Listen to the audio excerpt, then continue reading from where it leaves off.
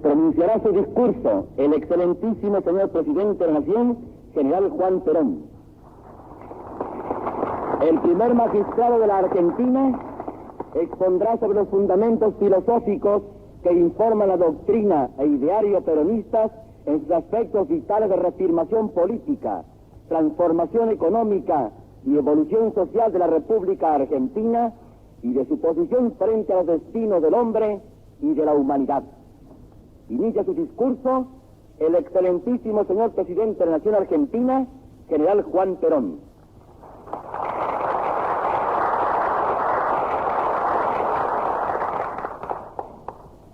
Señores congresales, excelentísimo señor vicepresidente de la Nación, señores ministros nacionales y provinciales, autoridades nacionales y provinciales, señoras, señores. Deseo, señores congresales, que al pisar esta tierra os hayáis sentido un poco argentinos y con ellos nos habréis hecho un gran honor brindándonos una inmensa satisfacción. Para el corazón argentino, en nuestra tierra nadie es extranjero, si viene animado del deseo de sentirse hermano nuestro. Ese corazón y esa hermandad es lo que os ofrecemos como más sincero y como más precioso. Que os sintáis en vuestra casa será nuestro orgullo. En ella nadie os preguntará quién sois y os ofrecerá con el pan y la sal de la amistad esta heredad de nuestros mayores que queremos honrar como la honraron ellos.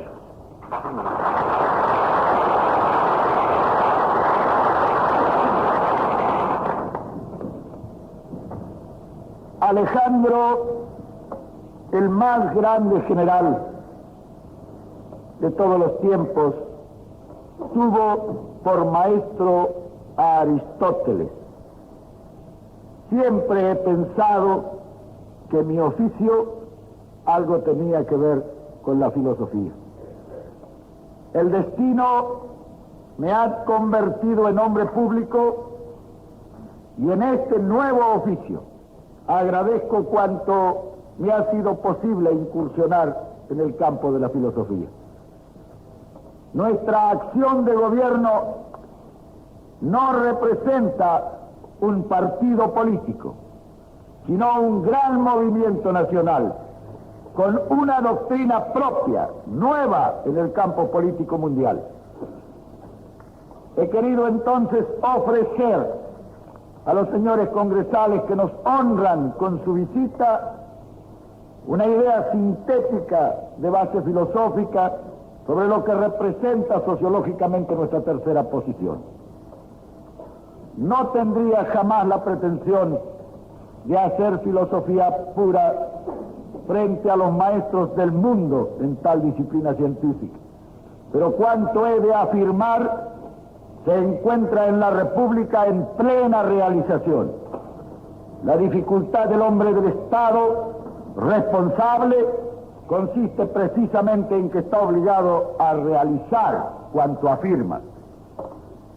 Por eso, señores, en mi disertación no ataco a otros sistemas, señalo solamente opiniones propias, hoy compartidas por una inmensa mayoría de nuestro pueblo e incorporadas a la Constitución Nacional de la Nación Argentina.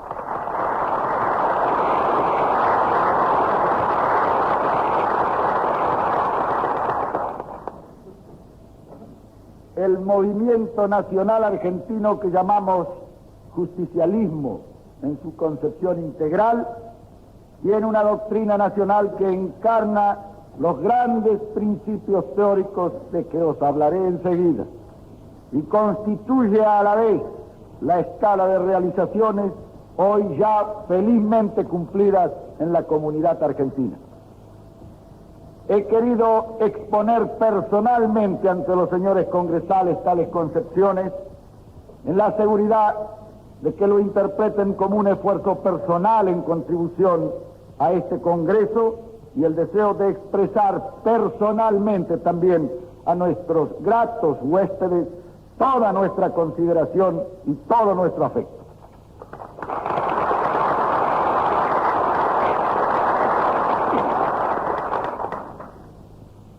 Como sería largo exponer aquí una serie de asuntos, por otra parte, harto conocidos por los señores que me escuchan, yo solo limitaré esta exposición a las conclusiones que en el orden estatal tienen los estudios que preceden a cuanto expondré. Comenzando así por el primer capítulo, para contestar al interrogante de los tiempos presentes. La felicidad que el hombre anhela pertenecerá al reino de lo material o logrará las aspiraciones anímicas del hombre el camino de perfección. ¿De qué importa activar la génesis de un pensamiento susceptible de contemplar la futura evolución humana? Da pruebas el sentido de la vida actual. Existe una laboriosa tarea en pleno desarrollo, encaminada a modificar sustancialmente las condiciones de vida en pro de la felicidad general. Es importante saber si esta felicidad pertenece al reino de lo material, o si cabe pensar que se trata de realizar las aspiraciones anímicas del hombre y el camino de perfección por el cuerpo social. Pero cuando volvemos a preguntarnos si la dirección de ese pensamiento ha de ser ejercida en un sentido horizontal, o si cabrá imprimirle al mismo tiempo verticalidad, debemos antes examinar, siquiera en busca de indicios, el panorama que se ofrece a nuestros ojos. Advertimos enseguida un síntoma infante en el campo universal. Voces de alerta señalan con frecuencia el peligro de que el progreso técnico no haya seguido por un proporcional adelanto en la educación de los pueblos. La complejidad del avance técnico requiere pupilas sensibles y recio temperamento. Si tomamos como símbolo de la vida moderna el rascacielos o el transatlántico, deberemos enseguida prefigurarnos la estatura espiritual del ser que ha de morar o viajar en ellos. Ante esta cuestión no caben retóricas de fuga, porque lo que en ella se ventila es ni más ni menos la escala de magnitudes con arreglo a la cual debe el hombre rectificar adecuadamente su propia proporción ante el bullicio creciente de los circundantes. La vida que se acumula en las grandes ciudades nos ofrece con desoladora frecuencia el espectáculo de ese peligro al que unos cerebros despiertos han dado el terrorífico nombre de insectificación. Es cierto que lo físico no mengua ni aumenta la proporción íntima, porque esta consiste justamente en la estimación de sí mismo que el hombre posee. Pero puede suceder que en ausencia de categorías morales acontezca en su ánimo una progresiva pérdida de confianza y un progreso paulatino del sentimiento de inferioridad ante el gigante exterior.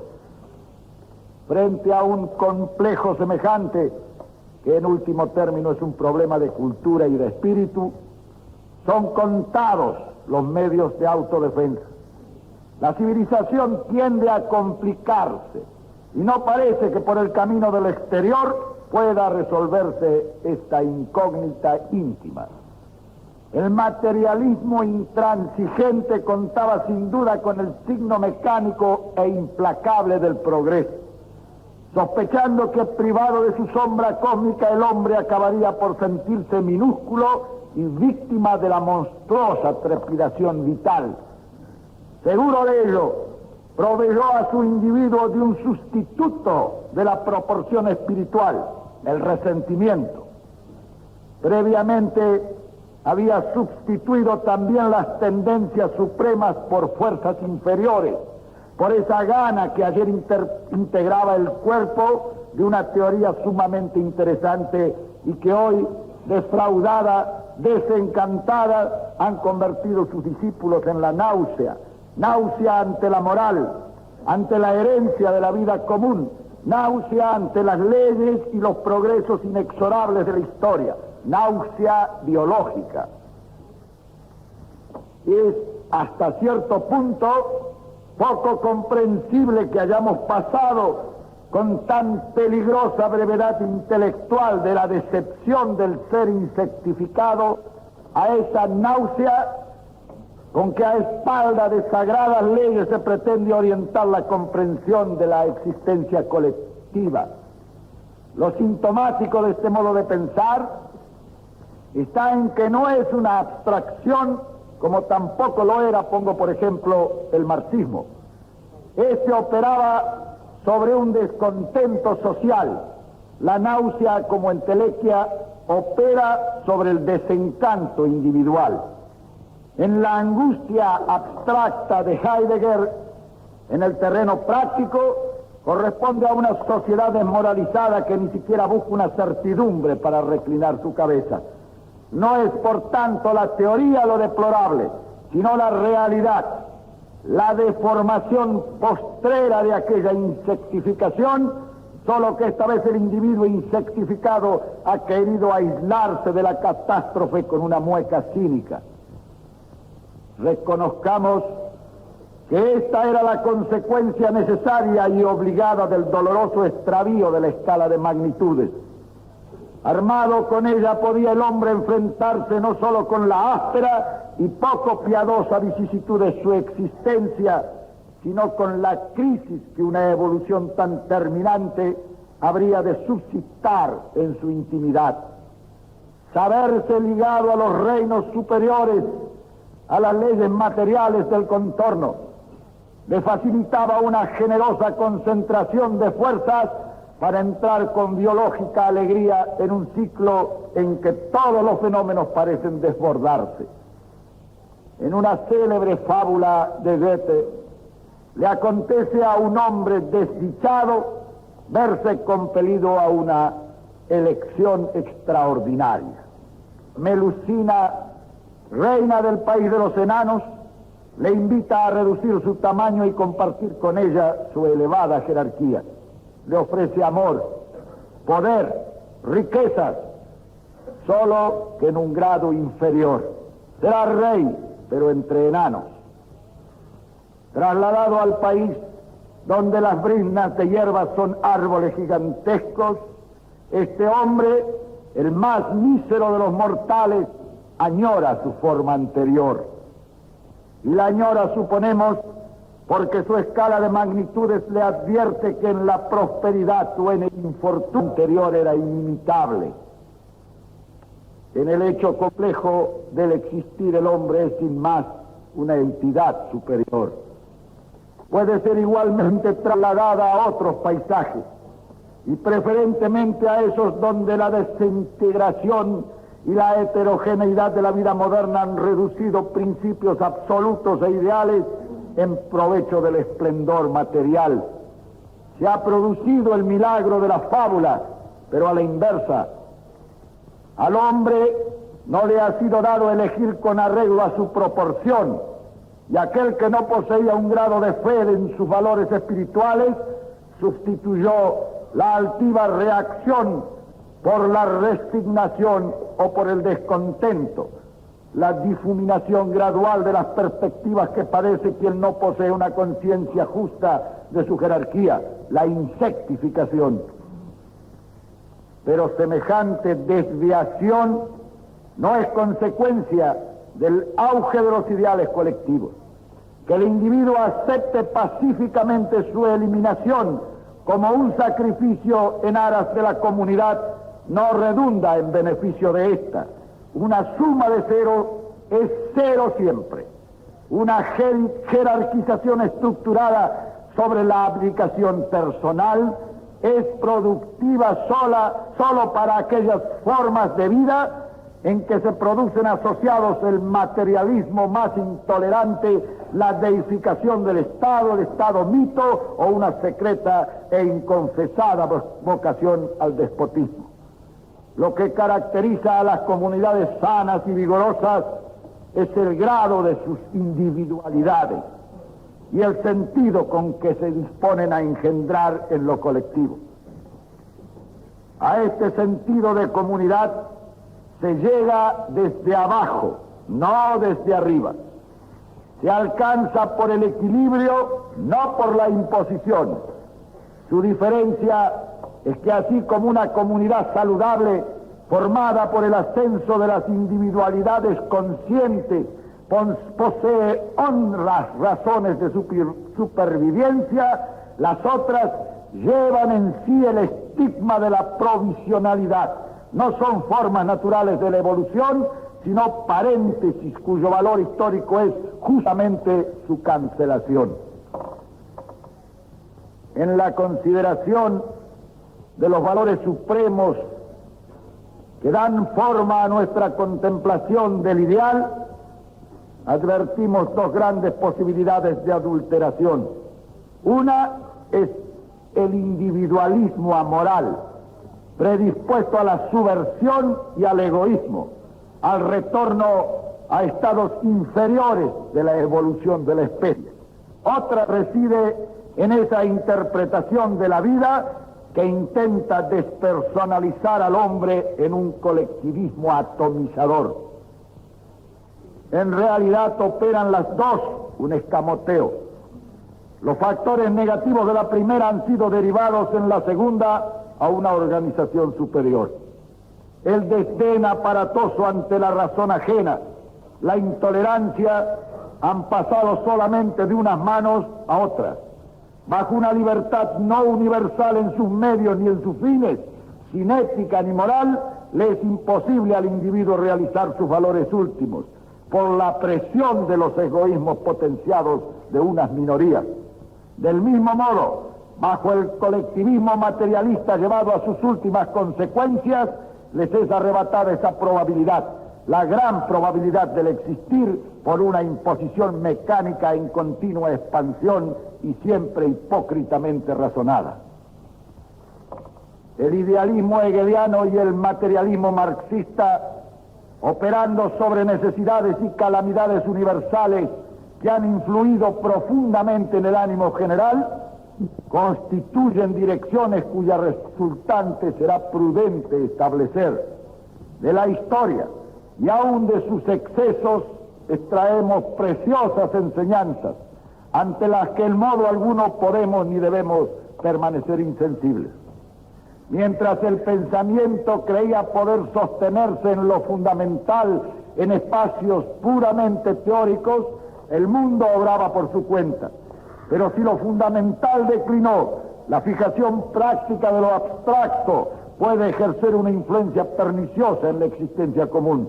Resulta entonces necesario detenernos de nuevo a examinar nuestros absolutos y a limpiar de excrescencias y añadiduras superfluas un ideal apto para servir de polo al sentido lógico de la vida.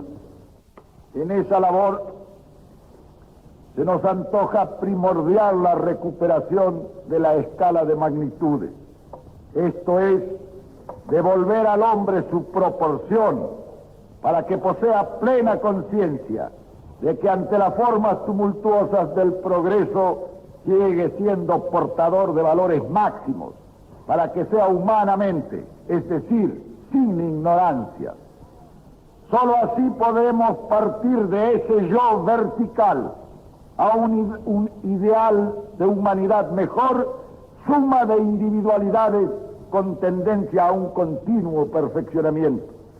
Sugerir que la humanidad es imperfecta, que el individuo es un experimento fracasado, que la vida que nosotros comprendemos y tratamos de encauzar es en sí y en sus formas presentes algo irremediablemente condenado a la frustración, nos hace experimentar la dolorosa sensación de que se ha perdido todo contacto con la realidad.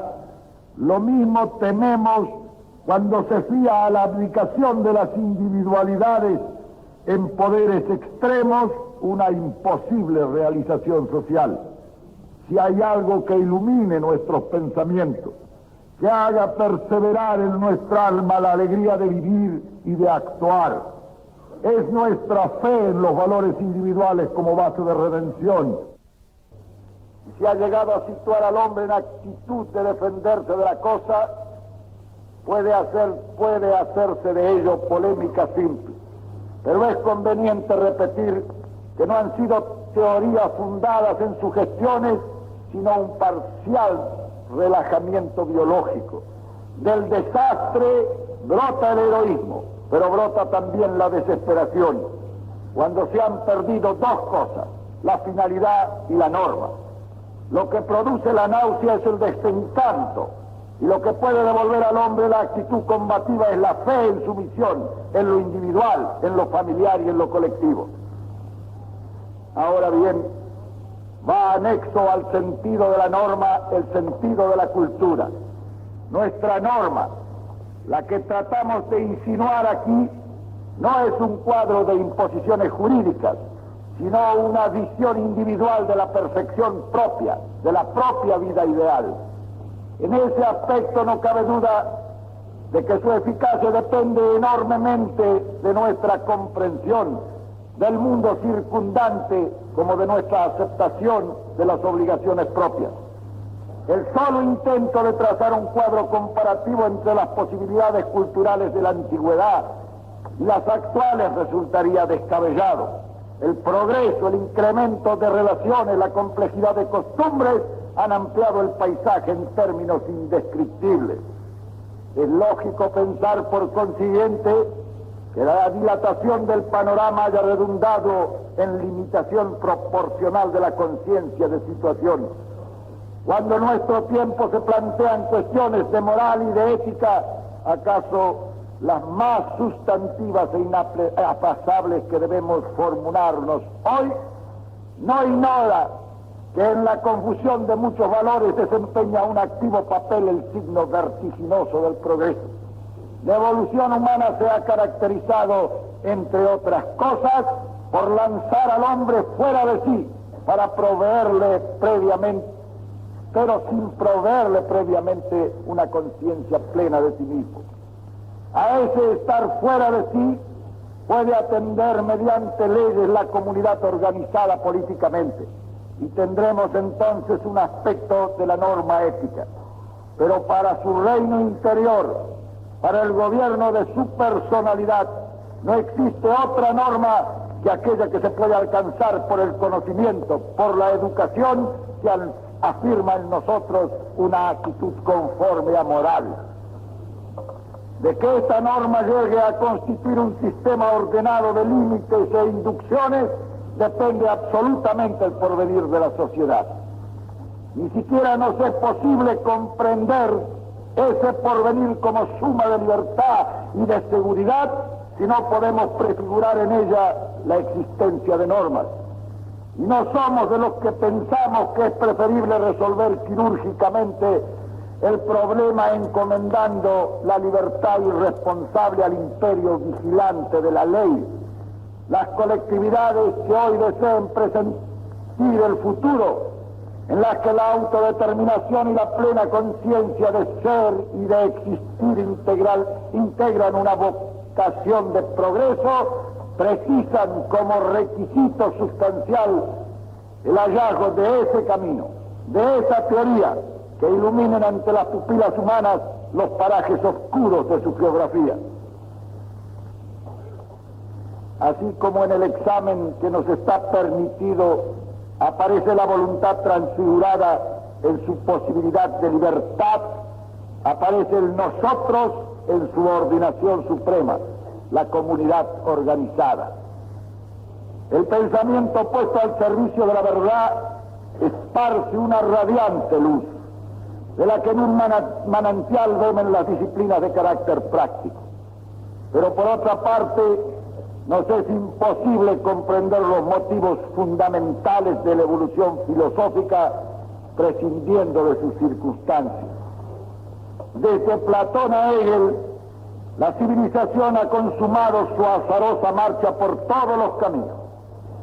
Las circunstancias han variado sin tregua, y en ciertos dilatados plazos se diría que volvían y vuelven a producirse con desconcertante semejanza.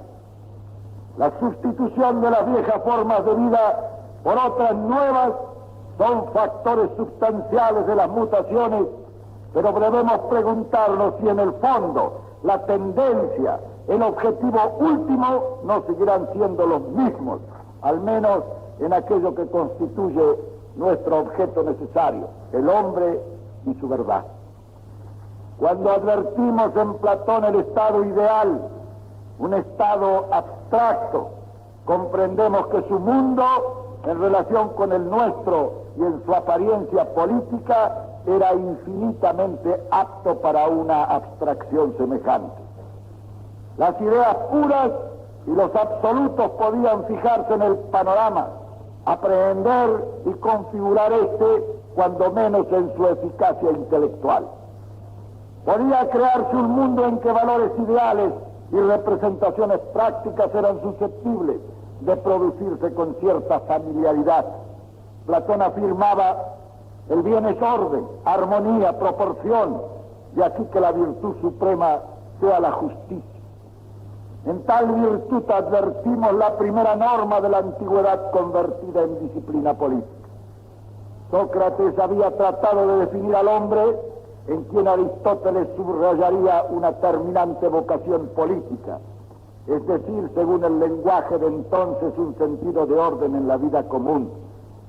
La idea platoniana de que el hombre y la colectividad a que pertenece se hallan en una integración recíproca irresistible se nos antoja fundamental. La ciudad griega, llevada en sus esencias al imperio por Roma, contenía en fenómenos de larvación todos los caminos evolutivos. Cuando los hechos se producían en fases simples y en estadios relativamente reducidos, era factible representarse la sociedad política como un cuerpo humano, regido por las leyes inalterables de la armonía. Corazón, aparato digestivo, músculos, voluntad, cerebro, son en el símil de Platón órganos felizmente trasladados por sus funciones y sus fines a la biología colectiva. Un estado de justicia en donde cada clase ejercite sus funciones en ejercicio del todo, se aplique a su virtud especial, sea educada de conformidad con su destino y sirva a la armonía del todo. El todo, con una proporción central de justicia, con una ley de armonía, la del cuerpo humano, predominando sobre las singularidades, aparecen en el horizonte político heleno, que es también el primer horizonte político de nuestra civilización. Todavía, en el crepúsculo de la mitología pagana, no aparecen claros los últimos fines del hombre. Se le concibe adscrito a la ciudad, y más interesante quizá que su persona es la virtud abstracta que es susceptible de representar. No existe, por cierto, un ideal de humanidad, aún para la clara visión de los filósofos. El Cefiso y el Eurotas no son únicamente límites geográficos y militares, sino también intelectuales. Al otro lado del Ponto existe la barbarie y las sombras que Alejandro rasgará años después. El sol es un globo de fuego un poco mayor que el Peloponeso. La certera inteligencia de Aristóteles, que proporcionará el método cuando los espacios nos hayan revelado una gran parte de sus misterios, se desenvuelve también en esa concepción de la jerarquía humana. Hay hombres libres y esclavos, y no parece que todos se rijan por leyes idénticas. Hay mundos en luz y mundos en sombra. Nada de particular tiene que en tal situación la ciudad, objetivada y armónica, predomine con carácter irreductible sobre las desigualdades humanas, que son desigualdades sin vocación reivindicativa. Ello nos permitirá observar que cuando al hombre se le priva de su rango supremo o desconoce sus altos fines, el sacrificio se realiza siempre en beneficio de entidades superiores petrificadas. El hombre es un ser ordenado para la convivencia social, leemos en Aristóteles. El bien supremo no se realiza por consiguiente en la vida individual humana, sino en el organismo superindividual del Estado. La ética culmina en la política. Los pensamientos citados definen con carácter suficiente la fisonomía del mundo helénico, y es preciso tener en cuenta que eran filósofos, y filósofos idealistas los que la habían trazado. Sócrates intuyó la inmortalidad, pero sobre ella no pudo fundar un sistema. Platón y Aristóteles debían encargarse de situar a ese hombre que divisaba con angustiada preocupación el problema último ante la vida en común. Nacía el Estado, aunque la comunidad cuya vida trataba de organizar adolecía de una insuficiente relación de la trascendencia de los valores individuales. La idea griega necesitaba, para ser completada, una nueva completación de la unidad humana desde un punto de vista más elevado. Estaba reservada al cristianismo esa aportación. El Estado griego alcanzó en Roma su cúspide. La ciudad hecha imperio, convertida en mundo, transfigurada en forma de civilización, pudo cumplir históricamente todas las premisas filosóficas. Se basaba en el principio de clases, en el servicio de un todo y lógicamente en la indiferencia o el desconocimiento helénico de las razones últimas del individuo. Una fuerza que clavase en la plaza pública como una lanza de bronce las máximas de que no existe la desigualdad innata entre los seres humanos, que la esclavitud es una institución oprobiosa y que emancipase a la mujer, una fuerza capaz de atribuir al hombre la posesión de un alma sujeta al cumplimiento de fines específicos superiores a la vida material, que estaba llamada a revolucionar la existencia en la humanidad.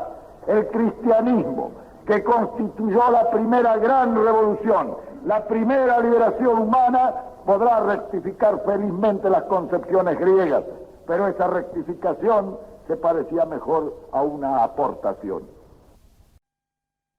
Enriqueció la personalidad del hombre e hizo de la libertad teórica y limitada hasta entonces una posibilidad universal. En evolución ordenada, el pensamiento cristiano, que perfeccionó la visión genial de los griegos, podría más tarde apoyar sus empresas filosóficas en el método de estos y aceptar como propias muchas de sus disciplinas. Lo que le faltó a Grecia para la definición perfecta de la humanidad y del Estado fue precisamente lo aportado por el cristianismo. Su hombre vertical, eterno, imagen de Dios. De él se pasa ya a la familia, al hogar. Su unidad se convierte en plasma que a través de los municipios integrará los estados y sobre la que descansarán las modernas colectividades. Roma no era la Grecia cerrada, atenta solo al fenómeno exterior de la barbarie persa. Ha integrado en su existencia la de otros pueblos de costumbres, pensamientos y creencias distintas. Las necesidades de su comunidad no fueron muy superiores también. Le fue sumamente difícil proporcionarse una idea abstracta sobre la concepción del Estado, porque éste se había tornado proporcionalmente complejo. Su historia es un continuo proceso de crecimiento y asimilación que cuando alcanza la cúspide se irrumpe por la violencia. Lega al mundo sus instituciones, su gloria, su civilización. Antes del ocaso añade a esta herencia colosal la conformidad de la dignidad humana. La libertad expropiable por la fuerza, antes de saberse el hombre poseedor de un alma libre e inmortal, no será nunca más susceptible de completa extinción. Los tiranos podrán reducirla o apagarla momentáneamente, pero nunca más se podrá prescindir de ella. Será en el hombre una conciencia de la relación profunda de su espíritu con lo sobrehumano. Lo que fue privilegio de la República servida por los esclavos será más adelante un carácter para la humanidad poseedora de una feliz revelación. Al sobrevenir la crisis, la civilización conoció siglos amargos. El derrumbamiento del imperio, sin parangón en la historia, devuelve al mundo a la oscuridad. Pero esta habría sido espantosa si el crepúsculo rumano no hubiese prendido en la noche siguiente la llamarada inextinguible de aquella revelación, lo que permitirá que el hilo de oro del pensamiento continúe a través del abismo y de las hogueras y sangres. Es el milagro magnífico que el puente de las ideas religiosas no sucumbiese al chocar el hierro de los bárbaros con el agrietado mármol de Roma. Las nuevas monarquías aparecidas al galope poseían ciertamente una notable capacidad de asimilación, pero su proyección cultural era sumamente reducida y el imperio de la fuerza en que debían apoyarse hizo todavía más limitada esa posibilidad. Europa se convirtió en una necesidad armada. Así como las zonas habitadas se polarizaban en torno a los puntos estratégicos y a los fosos de los castillos, la humanidad se distribuyó en torno a los jefes militares, caudillos y señores. Poco a poco, poco o nada, subsistirá de cuanto había impreso su fisonomía a la existencia general. El principio de autoridad cae en manos de la fuerza, en razón de ese estado de necesidad aludido. Los mismos reyes ven menguar sus atribuciones y privilegios a medida que se ven obligados a recurrir al poder de sus ricos señores o a solicitar su alianza para sus empresas militares. El saber se refugia junto a los altares. En las abadías y en los conventos se conserva inextinguible la llama que más tarde volverá a iluminar al mundo. Y lo que preserva de la gigantesca crisis el acervo de los valores espirituales humanos es con precisión un sentido místico, la dirección vertical hacia las alturas que unos hombres de fe habían atraído a todas las cosas, empezando por la naturaleza humana.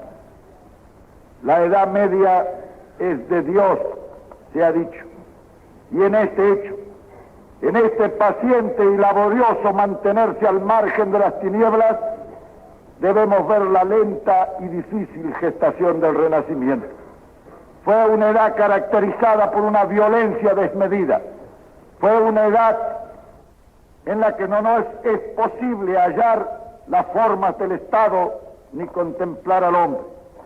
Gracias solo al hecho de acentuar sus desgracias y aún su brutalidad a veces sobre fines e ideales remotos, pudo resultar factible la evolución resolutiva. En el individuo no es fácil diferenciar la conciencia de su proporción en el ideal religioso de cuanto fue simplemente ignorancia o superstición. La edad tuvo santos y demonios, pero en su desolación, en su pobreza, con el horizonte teñido siempre por los resplandores de los incendios, no le quedaba al hombre otro escape que poner sus ojos y su esperanza en mundos superiores y lejanos. La fe se vio fortalecida por la desgracia. El Renacimiento halló diseminados los restos de una cultura y trató de reconstruir con ellos un nuevo clasicismo. Sobre las ruinas de los castillos feudales edificaron su trono las nuevas monarquías. A la idea de aventura sucedió la empresa. Cuando los primeros consejos acuden al servicio del rey con pendón al frente y se distinguen en las batallas, se consuma en la práctica el final de un largo periodo histórico. El Estado tardará todavía en sobrevenir, pero en torno a los monarcas, depositarios de un mandato ideal, representantes de lo que siglos después será el concepto de nacionalidad, empieza a gestarse la vida de los pueblos modernos. Los nobles ingleses arrancarán a Juan sin tierra la Carta Magna, los castellanos harán jurar al trono en Santa Gadea y los araganeses arrancarán a su rey los usajes demostrativos de que la constitución del Estado está en trance de ensayarse. Habrá cámaras rudimentarias al principio y los estamentos harán oír en los consejos la voz de los gremios y de los municipios.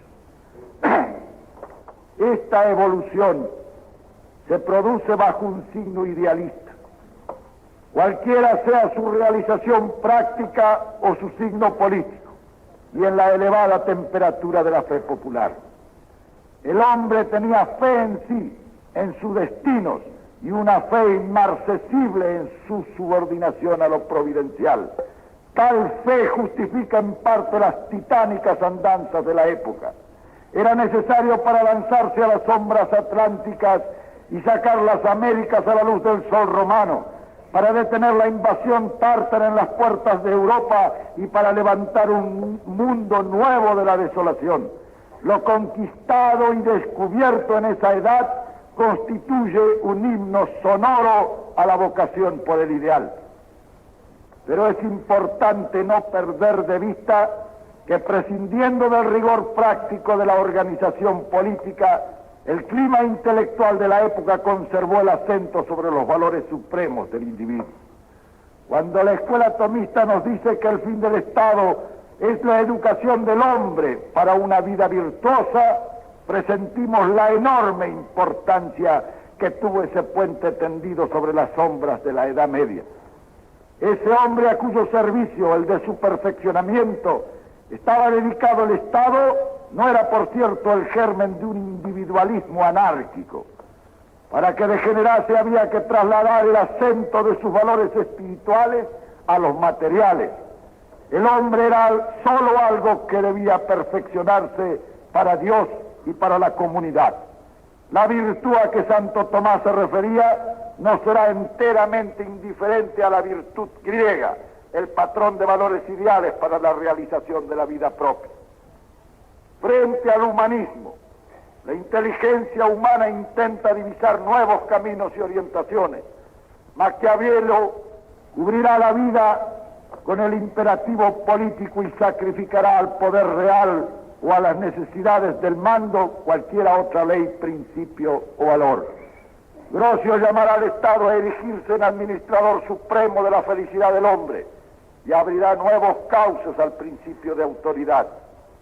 Los pueblos han vivido décadas y siglos intensos, han proyectado sus fuerzas hacia los espacios desconocidos, se han desdoblado, difundido en mundos nuevos, en empresas fantásticas y costosas.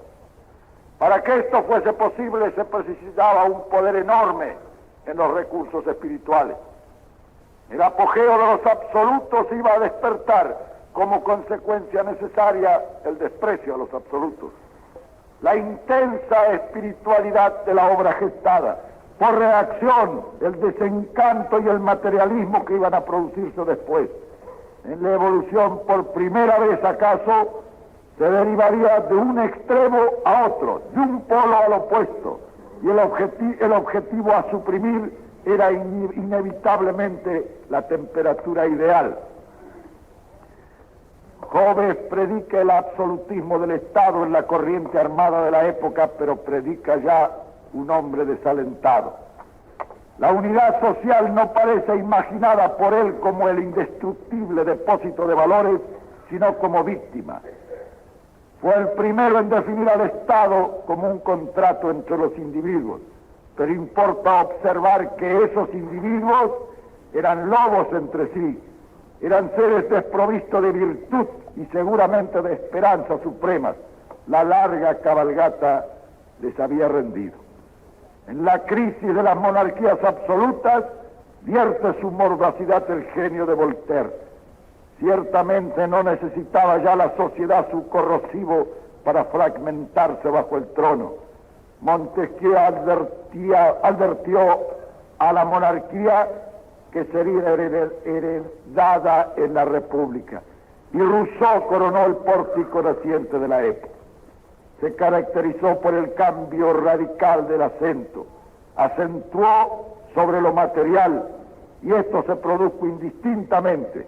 Lo mismo si el sujeto del pensamiento era el individuo, en cuyo caso se insinuaba la democracia liberal, que si era la comunidad, en cuyo caso se avistaba el marxismo. Es muy posible que las edades media y modernas hayan verificado su elección con un exclusivismo parcial en beneficio del espíritu. Pero es innegable que el siglo XVIII y XIX lo hicieron con mayor parcialidad en favor de la materia. El estado de la cultura en esos siglos pudo prever las consecuencias, pero debemos estimar necesario en toda evolución lo mismo lo que nos parece dudoso que lo acertado. Rousseau cree en el individuo, hace de él una capacidad de virtud, lo integra en una comunidad y suma su poder en el poder de todos por organizar por voluntad general la existencia de las naciones. Pero Kant, para Kant, lo vital en lo político era el principio de libertad como hombre, de dependencia como súbditos y de igualdad como ciudadanos. Rousseau llamará pueblo al conjunto de hombres que mediante la conciencia de su condición de ciudadanos y mediante las obligaciones derivadas de esta conciencia y provisto de las virtudes del verdadero ciudadano, acepten congregarse en una comunidad para cumplir sus fines. La Revolución Francesa fue un estruendoso prólogo al libro entonces en blanco de la evolución contemporánea. Hallamos en Rousseau una evocación constructiva de la comunidad y la identificación del individuo en su seno como base de una nueva estructuración democrática. Esta concepción servirá de punto de partida para la interpretación práctica de los ideales de las nuevas democracias. Pero resulta hasta cierto punto conveniente examinar si en la concepción originaria no se produjo por la dinámica misma de la reacción la supresión necesaria de toda escala de valores. Podemos preguntarnos, por ejemplo, si fue decididamente imprescindible para derribar el poder absoluto a la voluntad del ciudadano cegar antes en este toda posibilidad espiritual. En segundo lugar, es preciso tener en cuenta el largo paréntesis que el imperio abrió entre el prólogo y la continuación del libro de la evolución política. No tratarán de fijar sus absolutos en la jerarquía del hombre, en sus valores ni en sus posibilidades de virtud. Lo fijarán en el Estado o en organizaciones de un característico materialismo. Todavía Fichte crea un amplio espacio donde el individuo subordinado al todo social puede realizarse. Hegel convertirá en Dios al Estado. La vida ideal y el mundo espiritual que halló abandonado los recogió para sacrificarlos a la providencia estatal, convertido en una serie de absolutos. De esta concepción filosófica derivará la traslación posterior. El materialismo conducirá al marxismo y el idealismo, que ya no se acentúa sobre el hombre, será en los sucesores y en los intérpretes de Hegel la deificación del estado ideal, con su consecuencia necesaria, la insectificación del individuo. El individuo está sometido en estos a un destino histórico a través del estado al que pertenece. Los marxistas los convertirán a su vez en una pieza, sin paisajes ni techo celeste, de una comunidad tiranizada donde todo ha desaparecido bajo la mampostería. Lo que en ambas formas se hace patente es la anulación del hombre como tal, su desaparición progresiva frente al aparato externo del progreso, el estado fáustico o la comunidad mecanizada.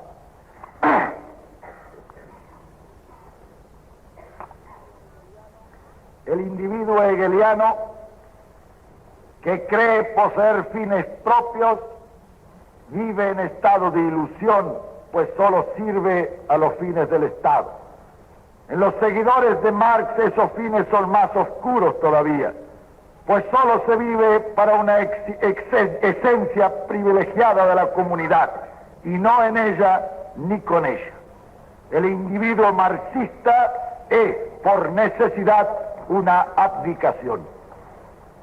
En medio se alza la fidelidad de los principios democráticos liberales, que llena el siglo pasado y parte del presente, pero con defectos substanciales, porque no ha sido posible hermanar puntos de vista distintos que condujeron a 2 guerras mundiales y que aún hoy someten la conciencia civilizada a durísimas presiones. El problema del pensamiento democrático futuro está en resolvernos a dar cabida en su paisaje a la comunidad, sin distraer la atención de los valores supremos del individuo, acentuando sobre sus esencias espirituales, pero con las esperanzas puestas en el bien común. En lo político, parte muy importante de tal crisis de las ideas democráticas se debe al tiempo de su aparición. La democracia como hecho trascendental estaba llamada a suceder ipso facto a los absolutismos. Sin embargo, sufrió un largo compás de espera impuesto por la persistencia de las monarquías templadas y repúblicas estacionarias, que para subsistir creyeron necesario aplicar en leves dosis principios propios de la democracia pura, preferentemente aquellos que podían ser adaptados sin peligro. Tal operación dulcificó la evolución, pero sustrajo partes muy importantes de personalidad al nuevo orden de ideas, que a su advenimiento pleno halló, frente a colosales enemigos, muy disminuida su novedad. Sucedió así que los pueblos que pudieron establecerla en su momento han alcanzado con ella los mismos caminos de perfección necesarias, y los que no lo consiguieron han optado por el empleo de sustitutos, los extremismos, con tal de hacer efectivo por cualquier vía el carácter trascendental. Y sin embargo, lo trascendental del pensamiento democrático, tal como nosotros lo entendemos, está todavía en pie, como una enorme posibilidad en orden al perfeccionamiento de la vida. En varias ocasiones ha sido comparado el hombre al centauro, medio hombre, medio bruto, víctima de deseos opuestos y enemigos, mirando al cielo y galopando a la vez entre nubes de polvo. La evolución del pensamiento humano recuerda también la imagen del centauro, sometido a altísimas tensiones ideales en largos periodos de su historia, condenado a profundas oscuridades en otros, esclavo de sordos apetitos materiales a menudo. La crisis de nuestro tiempo es materialista. Hay demasiados deseos insatisfechos porque la primera luz de la cultura moderna se ha esparcido sobre los derechos y no sobre las obligaciones. Ha descubierto lo que es bueno poseer mejor que el buen uso que se ha de dar a lo poseído o a las propias facultades. El fenómeno era necesario, de una necesidad histórica, porque el mundo debía salir de una etapa egoísta y pensar más en las necesidades y en las esperanzas de la comunidad. Lo que importa hoy es persistir en ese principio de justicia para recuperar el sentido de la vida, para devolver al hombre su absoluto. Ni la justicia social ni la libertad, motores de nuestro tiempo, son comprensibles en una comunidad montada sobre seres insectificados, a menos que a modo de dolorosa solución el ideal se concentre en el mecanismo omnipotente del Estado. Nuestra comunidad, a la que debemos aspirar, es aquella donde la libertad y la responsabilidad son causa y efecto, en que exista una alegría de ser fundada en la persuasión de la dignidad propia, una comunidad donde el individuo tenga realmente algo que ofrecer al bien general, algo que integrar, y no solo su presencia muda y temerosa. En cierto modo, siguiendo el símil, equivale a liberar al centauro restableciendo el equilibrio entre sus dos tendencias naturales. Si hubo épocas de exclusiva acentuación ideal y otras de acentuación material, la nuestra debe realizar sus ambiciosos fines nobles por la armonía. No podremos restablecer una edad centauro solo sobre el músculo bestial, ni sobre su solo cerebro, sino una edad suma de valores por la armonía de aquellas fuerzas simplemente físicas y aquellas que obran el milagro de que los cielos nos resulten familiares. Los monjes de la Edad Media borraron el contenido de los libros paganos para cubrirlos con los salmos. La edad contemporánea trató de borrar los salmos, pero no añadió nada más que la promesa de una vaga libertad a la sed de verdades del hombre. En 1500 la humanidad concentró sus dispersas energías para empresas gigantescas y nos dio nuevos mundos y formas de civilización. En 1800 reprodujo el intento y creó febrilmente, generosamente una época. ¿No será el nuestro acaso el momento de hacer acopios de las energías humanas para conformar el período supremo de la evolución? Cuando pensamos en el hombre, en su yo y en el nosotros, aparece claro ante nuestra vista que nuestra elección debe ser objeto de profundas meditaciones. La sociedad tendrá que ser una armonía en la que no se produzca disonancia ninguna, ni predominio de la materia, ni estado de fantasía. En esa armonía que preside la norma, puede hablarse de un colectivismo logrado por la superación, por la cultura, por el equilibrio. En tal régimen no es la libertad una palabra vacía, porque viene determinada su incondición por la suma de libertades y por el estado ético y la moral. La justicia no es un término insinuador de violencias, sino una persuasión general. Y existe entonces un régimen de alegría, porque donde lo democrático puede robustecerse en la comprensión universal de la libertad y el bien generales, es donde con precisión puede el individuo realizarse a sí mismo y hallar de un modo pleno su euforia espiritual y la justificación de su existencia.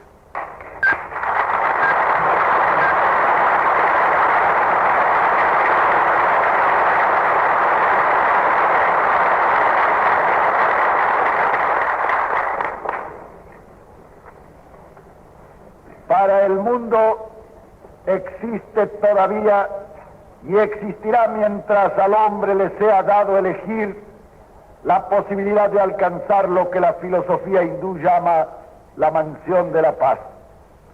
En ella posee el hombre frente a su creador la escala de magnitudes, es decir, su proporción. Desde esa mansión es factible realizar el mundo de la cultura, el camino de perfección.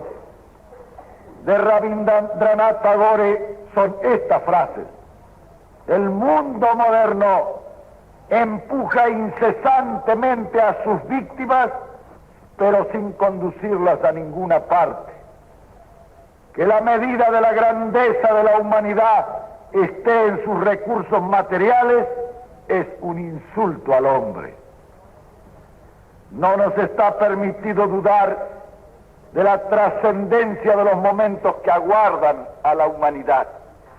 El pensamiento noble, espoleado por su vocación de verdad, trata de ajustar un nuevo paisaje. Las incógnitas históricas son ciertamente considerables, pero no retrasarán un solo día la marcha de los pueblos, por grande que su incertidumbre nos parezca. Importa, por tanto, conciliar nuestro sentido de la perfección con la naturaleza de los hechos, restablecer la armonía entre el progreso material y los valores espirituales y proporcionar nuevamente al hombre una visión certera de su realidad. Nosotros somos colectivistas, pero la base de ese colectivismo es de signo individualista y su raíz es una suprema fe en el tesoro que el hombre, por el hecho de existir, representa.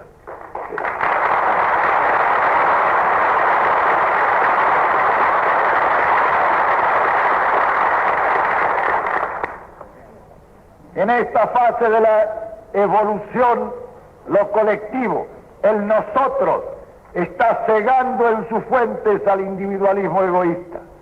Es justo que tratemos de resolver si ha de acentuarse la vida de la comunidad sobre la materia solamente, o si será prudente que impere la libertad del individuo solo, ciega para los intereses y las necesidades comunes, provista de una irrefrenable ambición material también.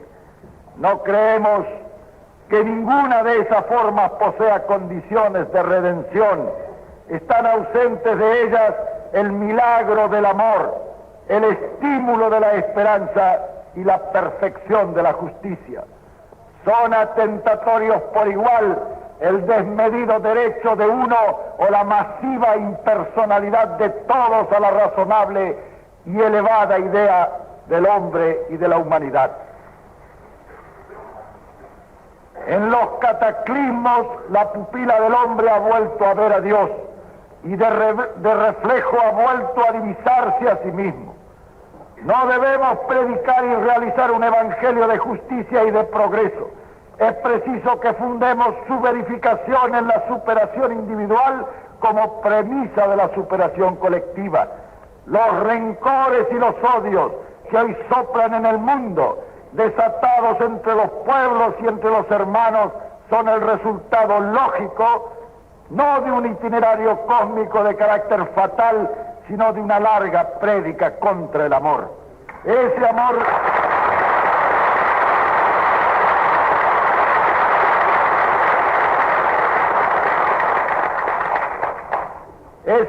que procede del conocimiento de sí mismo e inmediatamente de la comprensión y la aceptación de los motivos ajenos. Lo que nuestra filosofía intenta restablecer al emplear el término armonía es cabalmente el sentido de plenitud de la existencia. Al principio hegeliano de realización del yo en el nosotros, apuntamos la necesidad de que ese nosotros se realice y perfeccione por el yo. Nuestra comunidad tenderá a ser de hombres y no de bestias. Nuestra disciplina tiende a ser conocimiento, busca ser cultura. Nuestra libertad, coexistencia de las libertades que procede de una ética para la que el bien general se halla siempre vivo, presente, indeclinable. El progreso social no debe mendigar ni asesinar, sino realizarse por la conciencia plena de su inexorabilidad. La náusea está desterrada de este mundo, que podrá parecer ideal, pero que es en nosotros un convencimiento de cosa realizable. Esta comunidad que persigue fines espirituales y materiales, que tiende a superarse, que anhela mejorar y ser más justa, más buena y más feliz, en la que el individuo pueda realizarse y realizarla simultáneamente, dará al hombre futuro la bienvenida desde su alta torre con la noble convicción de Spinoza. Sentimos, experimentamos que somos eternos.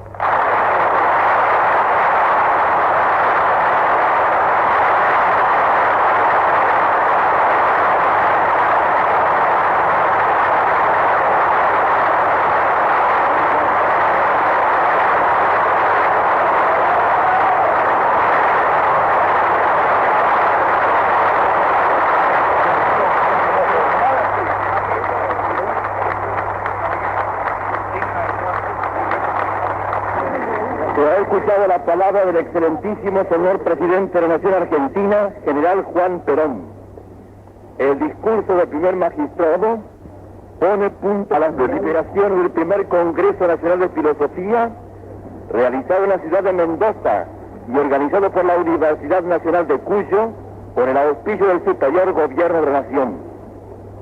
El jefe de Estado, acompañado por señora esposa doña María Eva Duarte de Perón, los integrantes de la comitiva oficial, de su excelencia el señor gobernador de la provincia de Mendoza y demás autoridades nacionales y provinciales, se dirigirá hacia el palco ubicado en el centro de la Plaza Independencia para recibir el saludo del pueblo de Mendoza y juramento de fidelidad a la patria y a la Constitución Nacional. Ha finalizado esta transmisión, realizada directamente desde la sala del Teatro Independencia en la ciudad de Mendoza, por LRA y LRA1 Radio del Estado, Buenos Aires, República Argentina, juntamente con todas las estaciones que integran la red argentina de radiodifusión. Las emisoras proseguirán con sus respectivos programas.